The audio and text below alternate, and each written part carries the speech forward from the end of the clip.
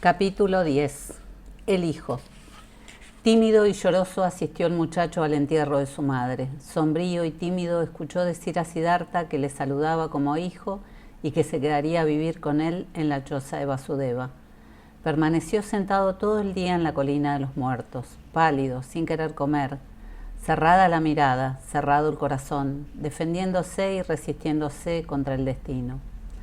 Siddhartha le cuidaba y le dejaba su libre albedrío, respetando su dolor. Siddhartha comprendía que su hijo no le conocía, que no le podía amar como a un padre. Lentamente vio y comprendió también que aquel muchacho de 11 años estaba muy mimado, que había crecido en medio de la opulencia, que estaba acostumbrado a los manjares más finos, a un lecho blando, a mandar a los criados. Siddhartha comprendió que aquel niño entristecido y mimado no podía adaptarse de pronto y voluntariamente a convivir con un extraño y a vivir en la pobreza. No le forzó a nada, hacía muchos trabajos por él, buscaba para él los mejores bocados, pensaba ganarse al niño con amistosa paciencia. Se consideró rico y feliz cuando el niño llegó a él, pero como el tiempo pasara y el muchacho siguiera mostrándose extraño y sombrío, como demostrara tener un corazón orgulloso y terco, como no quisiera hacer ningún trabajo ni respetar a los ancianos, como se dedicara a robar la fruta a Vasudeva, Siddhartha empezó a comprender que con su hijo no había venido a él la dicha y la paz, sino el dolor y las preocupaciones. Pero le amaba y prefería los dolores y preocupaciones del amor que la dicha y la paz sin el muchacho. Desde que el joven Siddhartha llegó a la choza, los viejos se habían repartido el trabajo. Vasudeva había vuelto a realizar solo el oficio de barquero, y Siddhartha, para estar junto al hijo, se había encargado de la choza y del campo. Mucho tiempo, muchos meses, esperó Siddhartha a que su hijo le comprendiera, a que aceptara su amor, a que le correspondiera quizá. Largos meses esperó Vasudeva observando lo que ocurría y esperó en silencio. Un día en que el joven Siddhartha había atormentado mucho a su padre con su obstinación y caprichos y le había roto 2 platos de arroz, Vasudeva tomó aparte a su amigo por la noche y le dijo: «Perdóname, pero quiero hablarte con el corazón, amigo. Veo que te atormentas, veo que tienes una gran pena, tu hijo querido te causa muchos sinsabores, igual que a mí. Este pajarito está acostumbrado a otra vida, a otro nido. No ha huido de la ciudad como tú, asqueado de las riquezas y de aquella vida, sino que ha tenido que dejar todo aquello en contra de su voluntad. He preguntado al río, oh amigo, le he preguntado muchas veces, pero el río se ríe de mí, se ríe de ti y de mí, se ríe de nuestra necedad. Las aguas quieren correr hacia las aguas, la juventud hacia la juventud. Tu hijo no está en el sitio donde pueda prosperar. Pregunta tú también al río, escúchalo». Siddhartha miró preocupado al rostro de su amigo, en el cual había muchas arrugas de inalterable serenidad. «¿Es que tendré que separarme de él?», preguntó en voz baja, confundido. «Déjame pensarlo algún tiempo, querido. Mira, estoy luchando por él, aspiro a conquistar su corazón. Quiero ganarlo con amor y con amistosa paciencia. También el río le hablará a él alguna vez, también él es llamado». La sonrisa de Vasudeva floreció más calurosa. «Oh sí, él también ha sido llamado. Él también pertenece a la vida eterna. Pero ¿sabemos tú y yo para qué es llamado? ¿Hacia qué camino? ¿Hacia qué acciones? ¿Hacia qué sufrimientos? No serán pequeños sus dolores, pues su corazón es ya orgulloso y duro. Mucho tiene que padecer, mucho ha de extraviarse, muchas injusticias ha de hacer. Cometerá muchos pecados. Dime, amigo mío, ¿no educas a tu hijo? ¿No le fuerzas? ¿No le golpeas? ¿No le castigas? No, Vasudeva, no hago nada de eso. Ya lo sabía, no le fuerzas, no le pegas, no le ordenas, porque sabes que la blandura es más fuerte que la dureza, el agua más fuerte que la roca, el amor más fuerte que la violencia. Está muy bien, te alabo, pero ¿no es un error por tu parte creer que tu conducta no es un castigo para él? ¿No le tienes atado con tu amor? ¿No le avergüenzas a diario y se lo haces más grave con tu bondad y paciencia? ¿No obligas a ese muchacho orgulloso y mimado a vivir en una choza con 2 ancianos que no comen otra cosa que bananas y para los que un plato de arroz es un manjar delicioso, cuyos corazones son viejos y reposados y tienen otro ritmo que el del niño? ¿No está forzado con todo esto? Siddhartha bajó compungido la mirada. Luego preguntó en voz baja: «¿Qué crees que debo hacer?». habló Vasudeva. Llévale a la ciudad, llévale a la casa de su madre. Todavía habrá allí criados, dáselo a ellos. Y si no hay nadie allí, llévale a un maestro, no por la instrucción, sino para que se relacione con otros muchachos, con muchachas, con el mundo, que es lo suyo. ¿No has pensado en esto? Lees en mi corazón, dijo Siddhartha entristecido. He pensado en ello con frecuencia, pero mira, ¿cómo he de entregarlo al mundo, no teniendo un corazón puro? ¿No se volverá sensual? ¿No se perderá en el placer y en el poderío? ¿No caerá en los mismos errores de su padre? ¿No se perderá enteramente quizá en el samsara? La sonrisa del barquero resplandeció más clara, tocó delicadamente el brazo de Siddhartha y dijo: pregunta al río sobre ello, amigo, escúchale reírse de eso. ¿Crees tú de verdad que cometiste tantas locuras para ahorrárselas a tu hijo? ¿Y podrás proteger a tu hijo del samsara? ¿Con qué? ¿Con lecciones? ¿Con oraciones? ¿Con advertencias? ¿Has olvidado, querido, aquella historia aleccionadora de Siddhartha, el hijo del Brahman, que acá mismo me contaste una vez? ¿Quién protegió al samana Siddhartha contra el samsara, contra el pecado, contra la codicia, contra la locura? Fueron bastante a defenderle la piedad de su padre, las advertencias de sus maestros, su propia ciencia y su propia virtud. ¿Qué padre o qué maestro le pudo preservar de vivir la vida, de mancharse con la vida, de cargarse con sus pecados, de ahogarse con amargas bebidas, de encontrar su camino? ¿Crees tú, querido, que este camino le es ahorrado a nadie? Quizá a tu hijito porque le amas y quieres ahorrarle dolores y decepciones. Pero aunque murieras por él 10 veces, no podrías evitarle la parte más insignificante de su destino. Nunca había pronunciado Vasudeva tantas palabras. Siddhartha le dio gracias amablemente y entró en la choza, preocupado, y no pudo conciliar el sueño. Vasudeva no le había dicho nada que no hubiera pensado él mismo, pero aquel consejo era irrealizable. Más fuerte que aquellas razones era su amor por el hijo, su ternura, su angustia de perderle. ¿Había puesto nunca tanto corazón en ninguna cosa? ¿Había amado a nadie así tan ciegamente, tan dolorosamente, tan vanamente y sin embargo con tanta felicidad? Siddhartha no podía seguir el consejo de su amigo, no podía desprenderse de su hijo. Se dejaba mandar por el muchacho, se dejaba despreciar por él. Callaba y esperaba, empezaba a diario la muda lucha de la amabilidad, la guerra silenciosa de la paciencia. También Vasudeva callaba y esperaba amistosamente, prudentemente, bondadosamente. Ambos eran maestros en la paciencia. Una vez, como el rostro del niño le recordaba el de Kamala, Siddhartha rememoró unas palabras que ésta le dirigió en los tiempos de la juventud. Tú no puedes amar, le había dicho, y él había dado la razón, y se había comparado con una estrella, y a los hombres niños con las hojas marchitas, y sin embargo había sentido también en aquellas palabras un reproche. En realidad nunca se había perdido ni entregado enteramente a otro ser, nunca se había olvidado tanto de sí mismo, ni había cometido las locuras de amor por culpa de otro. Nunca había podido hacerlo, y esto era, como entonces le pareció, la gran diferencia que le separaba de los hombres niños. Pero ahora, desde que estaba allí su hijo, él también, Siddhartha, se había vuelto un hombre niño que padece por causa de otro, que ama a otro, perdido en un amor, que se ha vuelto loco por causa de un amor.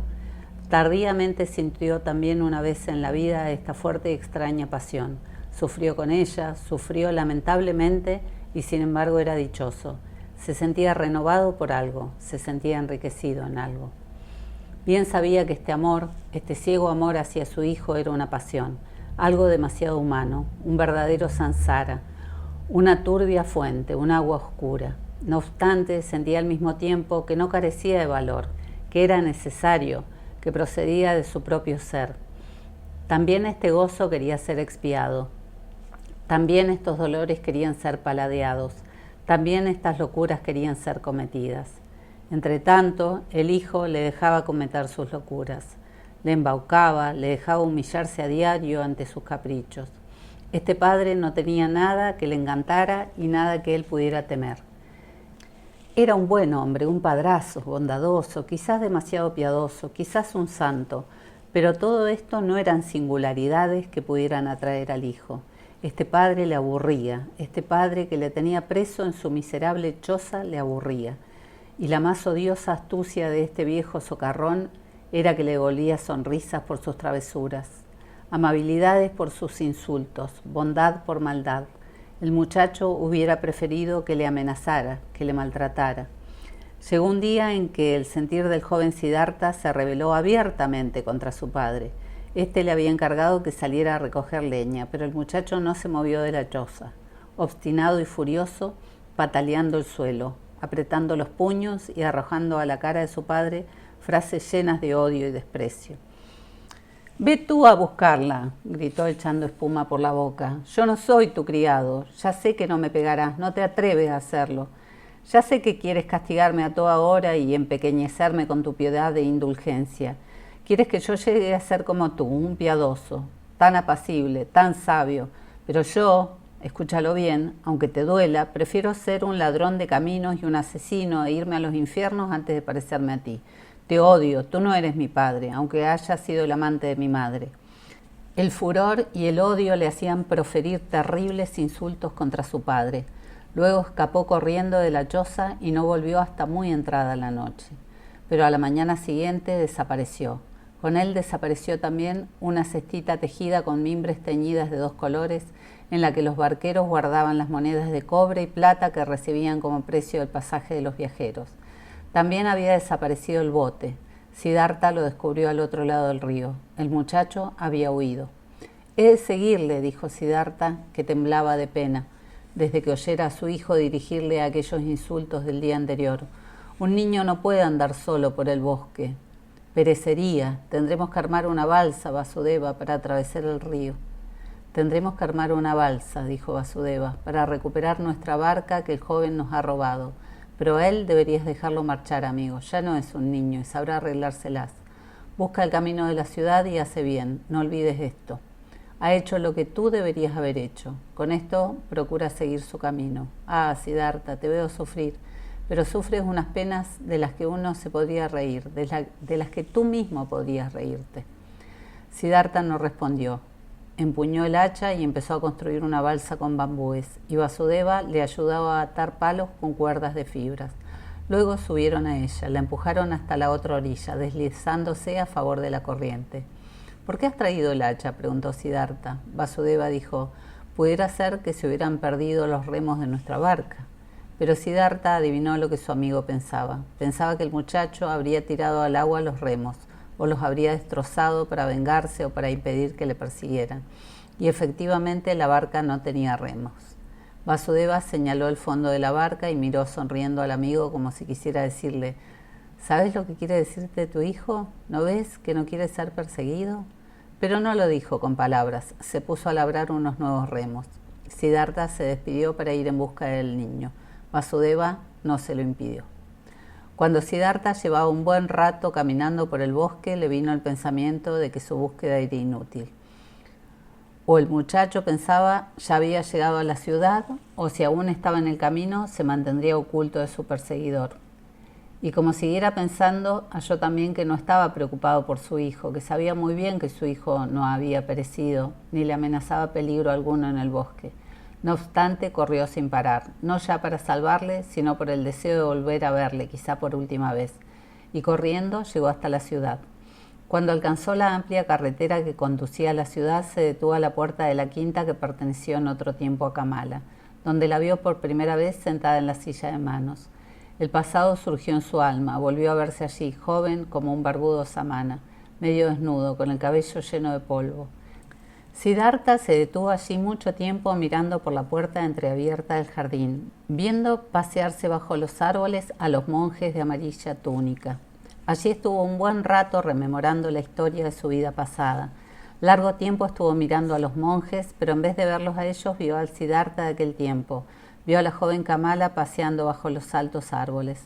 Claramente se vio a sí mismo como fue recibido por Kamala, cómo recibió su primer beso, cómo miró orgulloso y despectivo hacia su brahmanismo, cómo inició su vida mundana lleno de orgullo y deseos.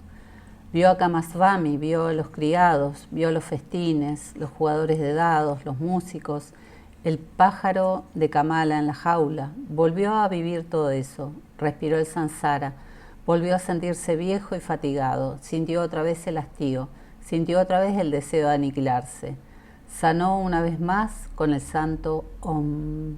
Después de haber permanecido mucho tiempo a la puerta del jardín, Siddhartha pensó que el deseo que le había traído hasta la ciudad era un deseo insensato, que no podía ayudar en nada a su hijo, que no podía hacerle volver.